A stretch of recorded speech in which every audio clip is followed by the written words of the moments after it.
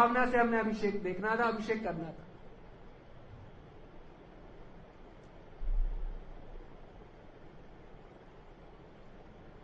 आपने देखा होगा पहले पंचगव्य से अभिषेक होता है, मैंने सांकेतिक किया था पहले। वो क्या था? महाऔषधि से पहले अभिषेक होता है गोलोक में, तो इसलिए हमने महाऔषधि का सांकेतिक अभिषेक किया। देखने में सब एक ही कार्य कर रहे हैं, वही शंख है, वही सब कुछ है। तो आप कहां हैं? You are where your heart is. आप वहां हो जहां आपका हृदय है। तो आप अगस्त सिंह भर में हो ही नहीं, आप सीधा गोलोक में हो। अच्छा, अब राधा कृष्ण के दर्शन जो हैं, सारी मंजियां क्या एक जैसी होती हैं? हमने बताया सखाओं में भेद होते हैं। हमने क्या बताया आपको? सखियों में भेद होते हैं। अब हम आपको बताएंगे मंजरियों में भी भेद होते हैं। कई मंजरियां होती है बहुत मृदु स्वभाव, धीरा मृदु, बहुत सॉफ्ट होती है, बहुत सॉफ्ट होती है, डांटती नहीं किसी को, कुछ प्रेम से राधा कृष्ण से बात करती है। पर सारी मंजरियां ऐसे नहीं होती। कई होती है प्रगल्भा, होती है वामा, होती है धीरा अधीरा, कभी गरम कभी नरम। कई होती है बिल्कुल वामा, बिल्कुल प्रगल्भा, एकदम डांट करने वाली। तो गुरुदेव जब हमें सिद्ध प्रणाली देते हैं दीक्षा के बाद, तो उसमें हमारा नित्य भाव भी बताते हैं कि आपका ये नित्य भाव है जिससे आपका राधा कृष्ण से संबंध है। तो जब आप दर्शन भी कर रहे हो राधा कृष्ण के मंगला आरती में, तो आपको आपका भाव याद होना चाहिए। आपको अभी गुरु मंजरी का भाव याद होना चाहिए। किशोरी जी से आपका क्या संबंध है? श्यामा शाम को क्यों दर्शन कर रहे हो? उस समय आपकी क्या सेवा है? आप दर्शन करने से पहले क्या सेवा करी आपने? उसके बाद क्या करोगे?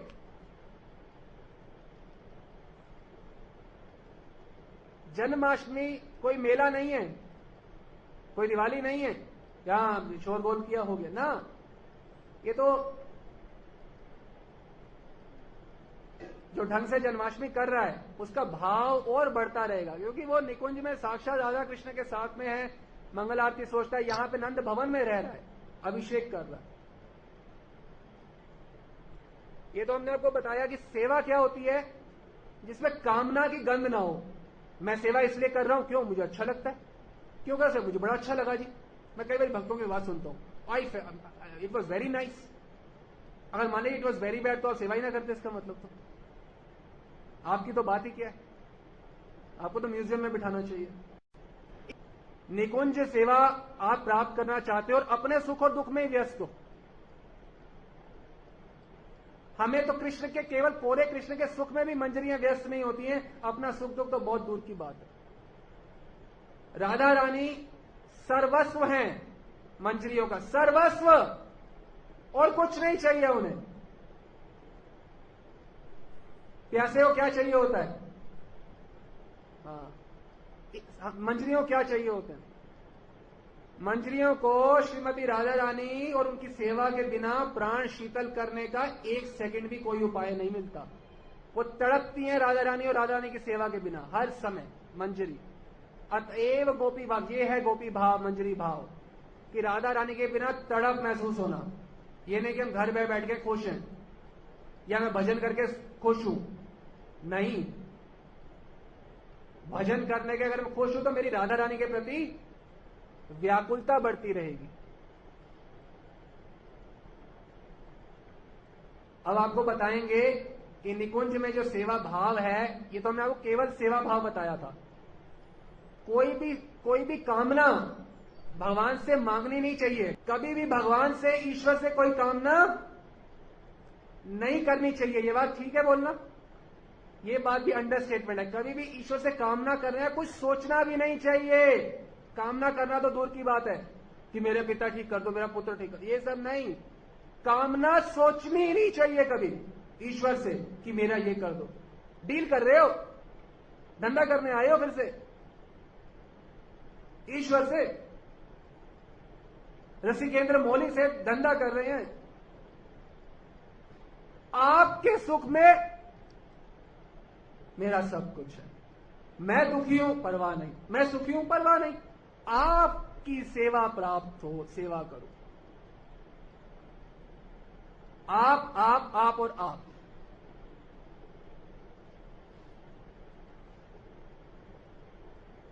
ये मजाक का विषय नहीं है भक्ति को जब समझ लेते हैं।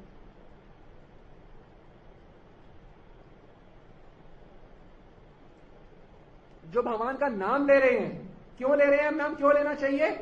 क्योंकि ये नामी को अपना नाम सुनना अच्छा लगता है। दास गोस्वामी हरिनाम करते थे राधा कुंड पे, तो भगवान प्रकट नहीं हुए, अचानक सहसा प्रकट हुए शाम शाम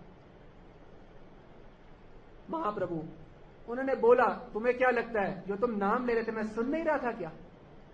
मैं तो सब सुन रहा था, पर तुम्हारी व्याकुलता बढ़ाने के लिए तुम्हें तत्काल दर्शन नहीं दे रहा था सिर्फ। मैं तो सुन रहा था। भगवान जो हम नाम लेते हैं वो उनका नहीं सुनते, हमारा भी सुनते हैं, इसलिए हमको नाम ले रहे हैं क्योंकि उनको अच्छा लगता है। और अपने प्रियतम का नाम कौन नहीं लेना चाहेगा? ये नहीं कि मैं भजन करता हूं मुझे अच्छा लगता मैं कर रहा हूं। ये भी तुम आ गए पिक्चर के अंदर, तुम अपने को हटा नहीं सकते क्या? जस्ट गेट आउट, बाहर चले जाओ तुम पिक्चर से, केवल वो रह जाए और सेवा रह जाए और सेवा का सुख रह जाए। ये सुख होता क्या है? भगवान के भक्तों को सुख क्यों मिलता है? क्योंकि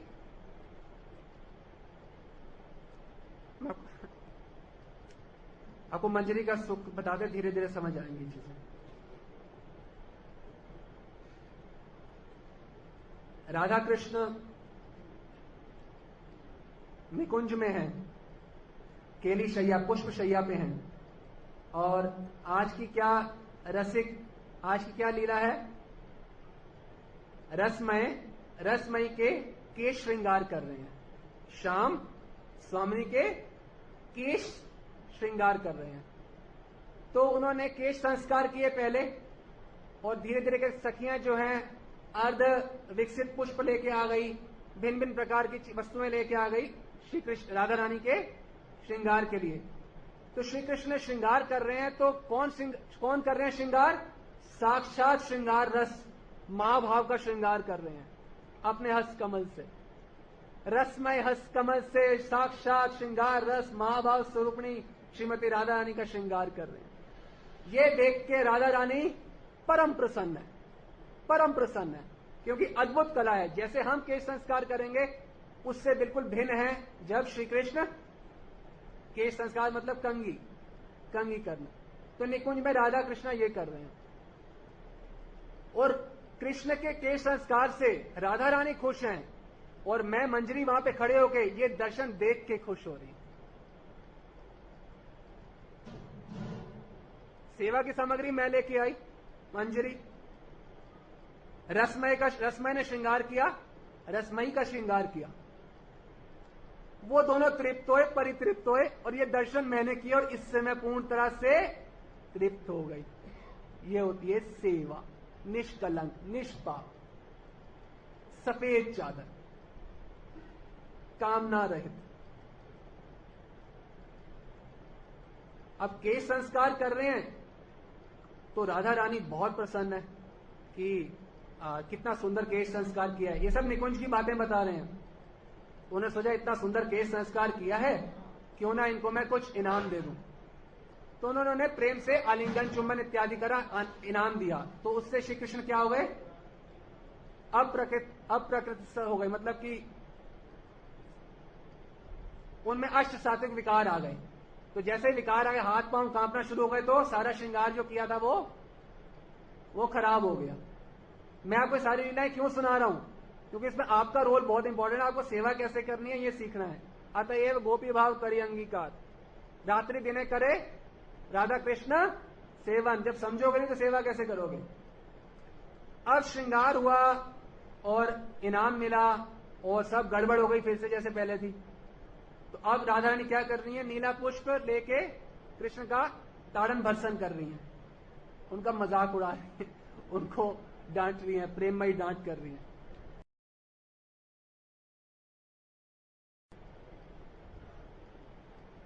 जब राधा रानी डांटती हैं तो भगवान श्री कृष्ण को जो डांट होती है वो डांट नहीं लगती। क्या श्लोक बताया जाए शास्त्र में? प्रिया यदि मान करी करे भत्सन वे स्तुति होते हरे सही मोर मन। जब प्रिया यदि मान करी करे भत्सन, जब मेरी प्रिया जी, मेरी स्वामी जो हमारी राधा रानी है, जो कृष्ण का ताड़न भर्सन करती हैं, डांटती हैं, तो ये भगवान को पता कैसे लगता है? वेद स्तुति होते हरे से ही मोरमन, वेद स्तुति से भी जो भगवान को आनंद प्राप्त होता है, उससे भी कई गुना आनंद किससे प्राप्त होता है? राधा रानी से डांट खा के। अब राधा रानी भी क्यों डांट रही है? अपनी प्रसन्नता के लिए नहीं कि देखो मैम तुमने गलती करी, देखो अब मैं तुम्हारे को डांट, नहीं, वो इसलिए डांट रही है क्योंकि ये करके श्री कृष्ण को अच्छा लगता है। देखिए, विशुद्ध सेवा भाव, कोई अपना मतलब ही नहीं है। परम जिनकी धूली, चरण धूली पाने के लिए ब्रह्मा शिव तपस्या करते हैं, वो राधा रानी का श्रृंगार क्यों कर रहे हैं? क्योंकि राधा रानी को अच्छा लगेगा। अच्छा, राधा रानी क्यों डांट रही है? क्योंकि इससे कृष्ण को अच्छा लगेगा। आप देखिए मंजरियों की गूढ़ सेवा क्या है इसमें। मंजरियां खड़ी हैं और मंजरियां क्या कर रही हैं? मुंह पे हाथ रख के हंस रही हैं, गूढ़ हंसी, देखिए चला थोड़ा तात्पर्य में हंसी, जैसे कुछ हंस के कुछ बताना चाह रही हो। वो हंस के ये बताना चाह रही तुमने क्या खराब कर दिया, इशारे इशारे से गूढ़ हंसी के रूप में बताना चाह रही है। तो वो हंस भी नहीं रही अपनी प्रसन्नता के लिए। आप देखिए क्या विशुद्ध जगत है, प्रेम जगत। कृष्ण कर रहे हैं राधा रानी की प्रसन्नता के लिए कार्य, राधा रानी कर रही है कृष्ण की प्रसन्नता के लिए कार्य, मंजरी कर रही है युगल की प्रसन्नता के लिए कार्य। ये सीखना है हमें आचार्यों से, ये ग्रंथों में जो लाइव आचार्य हैं, जो ग्रंथों के माध्यम से हमें सीखना है, इस प्रकार से सेवा करनी है। तो उस भाव में, भगवान की उपासना के भाव में हम प्रतिष्ठित होंगे। और वो जो आनंद की धारा है, जो प्रेम की धारा है, जो संबंध से प्राप्त होती है, आनंद बिना प्रेम के प्राप्त नहीं होता। तो जब तक आपके भगवान से प्रेम की धारा ही नहीं होगी तो आनंद कभी प्राप्त नहीं होगा, हमेशा दुखी के दुखी रहेंगे, चाहे हम कितने भी यज्ञ कर लें, कितने भी पूजा पाठ कर लें। स्वयं को पिक्चर से पूर्ण रूप से निकालना होगा। ये है मंजरी भाव। अब जैसे राधा रानी भगवान श्री कृष्ण के लिए माल्य गुंफन करती हैं, माला बनाती हैं, माला बनाती हैं। अब ये जब माला बनाती हैं तो इसमें क्या क्या चीजें, आप मैंने कृष्ण को माला बना दी, हो गया जी। किसने बनाई थी? फिर से वही वर्मा शर्मा ने, वही वर्मा शर्मा फिर आ गए। भगवान क्या करेंगे? वर्मा के हाथ की सुगंध चाहिए भगवान को, अग्रवाल की सुगंध चाहिए भगवान को, चाहिए, बोलिए। देखिए, जब सुबह में जब श्री कृष्ण गोचरण को जाते हैं तो राधा रानी अपने हाथों से माला बनाती है। तो जो उनके हाथ की सुगंध है सारी की सारी वो माला में आ जाती है। और तुलसी मंजरी या हमको ये लीला में सोचना है, वो हमारे को माला देती है, जाओ श्री कृष्ण को वन में जाके दे आओ। जैसे ही श्री कृष्ण को माला पहनाई जाती है तो क्या होता है?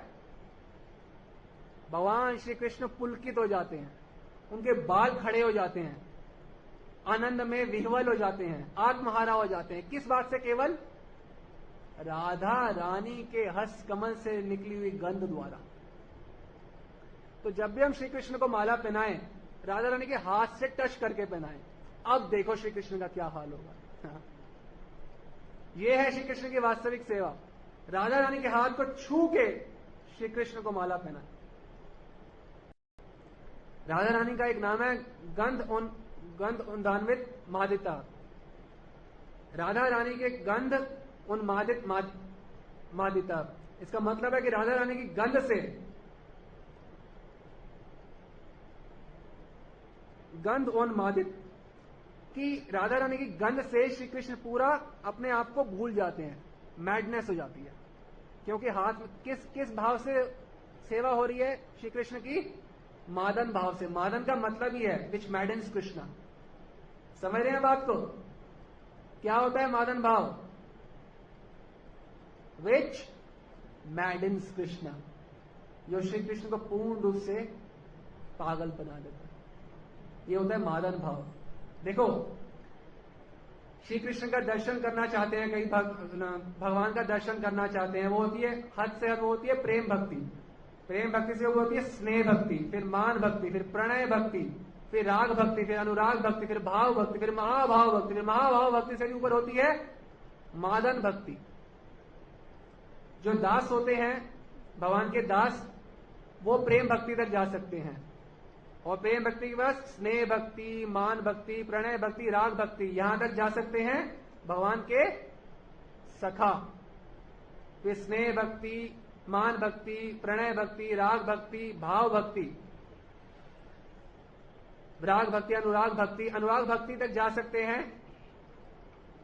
वात्सल्य भाव के उपासक या हस्यत कुछ सखा, ये जा सकते हैं अनुराग भक्ति तक। इससे ऊपर होती है भाव भक्ति, महाभाव भक्ति। ये जो महाभाव भक्ति होती है, ये सामान्य जीव हम जैसे लोग सही रूप से साधना करें, इस भाव में अपने आप को भावित कर लें, तो हम महाभाव भक्ति तक जा सकते हैं, जो नंद यशोदा में नहीं जा सकते।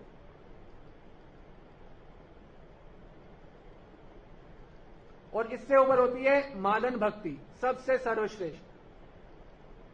स्नेह भक्ति से ऊपर मान भक्ति, मान भक्ति से ऊपर प्रणय भक्ति, इस प्रकार से। उसी प्रकार से दास्य भाव से ऊपर साख्य भाव, सखा भक्त से ऊंचा भाव कौन सा है? वात्सल्य भाव। और वात्सल्य भाव से उच्चतम भाव कौन सा है? मधुर भाव। मधुर भाव में भी अलग अलग खंड है, सखी भाव और मंजरी भाव। सबसे ऊंचा क्या है? मंजरी भाव। यही मंजरी भाव हमें भगवान श्री गौरंग महाप्रभु देने आए हैं, मादन भक्ति रस आस्वादन करवाने आए हैं। मादन भक्ति जो केवल राधा रानी उस आनंद का आस्वादन करती हैं, वो आस्वादन एक बद्ध जीव को श्री गौरंग महाप्रभु की कृपा से प्राप्त हो सकता है। यहां तो भक्त साधक अपने सुख दुख को लेकर ही मरे जाते हैं। हाय मेरा सुख, हाय मैं दुखी हूं, हाय मैं ये नहीं कर सकता, मैं वो नहीं कर, मैं और मैं ही मैं। बस करनी है राधा कृष्ण की प्राप्ति, कसम खाइए कि नहीं करनी। कसम खाइए कि कम से कम वो तो ये सेकंड लास्ट बर्थ होगा, कम से कम भी, कि ये लास्ट बर्थ तो मैं नहीं होने दूंगा अपना।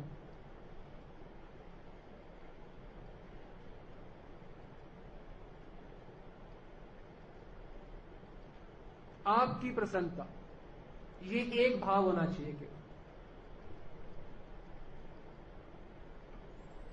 तो हम क्या श्लोक बोल रहे थे? अनन्य चिंतयन्तो मां। अनन्य भाव से जो भगवान की सेवा करते, अनन्य मतलब उनके अलावा और कोई नहीं। पहली बात तो ये अनन्यता होती है। दूसरी बात है, अनन्यता का मतलब ये नहीं है कि हम माला कर रहे हैं, मंगल आरती, केवल आपकी प्रसन्नता के लिए दिन रात कार्य करना, इसको अनन्यता कहा जाता है। किसमें अनन्यता? निष्काम भाव से आपकी सेवा में अनन्यता। अनन्य चिंतयन्तो माम ये जना पर्युपासते तेषां नित्य अभियुक्त, जो इस प्रकार से नित्य अभियुक्त रहता है। इस श्लोक का वास्तविक मतलब पता है क्या है? ये भगवद गीता का 9वें अध्याय का 22वां श्लोक है। इसका मतलब है असली में नित्य अभियुक्त, अभियुक्त मानस सेवा से अभियुक्त हूं। राधा कृष्ण की मानस सेवा में अगर जो व्यक्ति अभियुक्त होता है, जुड़ा हुआ होता है, उसका योगक्षेम भगवान वहन करते हैं। योगक्षेम क्या होता है? जो आपके पास है उसकी रक्षा करना, और जो नहीं है वो देना। किसके साथ करते हैं भगवान? जो नित्य राधा कृष्ण की सेवा में, राधा कृष्ण के सुख में अपना सुख मानता है, उसका योगक्षेम वहन करते हैं भगवान, कि जो तुम्हारे पास है उसकी रक्षा, और जो नहीं है वो भी देना। सेवा में अपना सुख ना रहे। कोई चीज करनी है वो अपने सुख के लिए ना हो, और कोई चीज नहीं करनी वो भी अपने सुख के लिए ना हो। अब आप अर्जुन को देखिए, अर्जुन को क्या बोला भगवान ने? करोड़ों लोगों का मर्डर कर दे, यही बोला था, उसने कर दिया ना। उस पहले क्या बोलता था? मैं नहीं लड़ूंगा, मुझे दुख होगा, मेरे ये हो जाएगा, वो हो जाएगा। तो बच्चों वाली बातें वहां ने, और अपने सुख दुख को भूल जा, क्या याद रख, तो करोड़ों लोगों को मार दिया। ठीक है, उसी प्रकार से लीला के अंदर ये तो हुआ इस जगत में रहकर सेवा किस प्रकार करनी है, किसी प्रकार का सोचना नहीं चाहिए साधक को। आप सुखी हो ना, गुरु, हे गुरुदेव आप सुख हो, हे भगवान आप सुखी हो, तो बस मैं कोई भी हद पार करने को तैयार हूं। जब तक ये नहीं करेंगे तो भगवान की, गुरु की कृपा कभी प्राप्ति नहीं होगी। ये सस्ते का सौदा नहीं है। गुरु कृपा केवलम एव केवलम, गुरु की कृपा ही एकमात्र उपाय है जिससे हमें प्रेमा भक्ति प्रदान होगी। हाँ, जब अभिषेक होता है तो सामान्यतः क्या सोचते हैं? हम लड्डू गोपाल का अभिषेक कर रहे हैं, यही सोचते हैं। जब हम अभिषेक करें तो किसका अभिषेक कर रहे हैं? साक्षात अप्राकृत कामदेव, प्रेममय, रसमय, आनंदमय, अखिल रसामृत सिंधु श्री श्याम सुंदर का। ठीक है, हरे कृष्ण।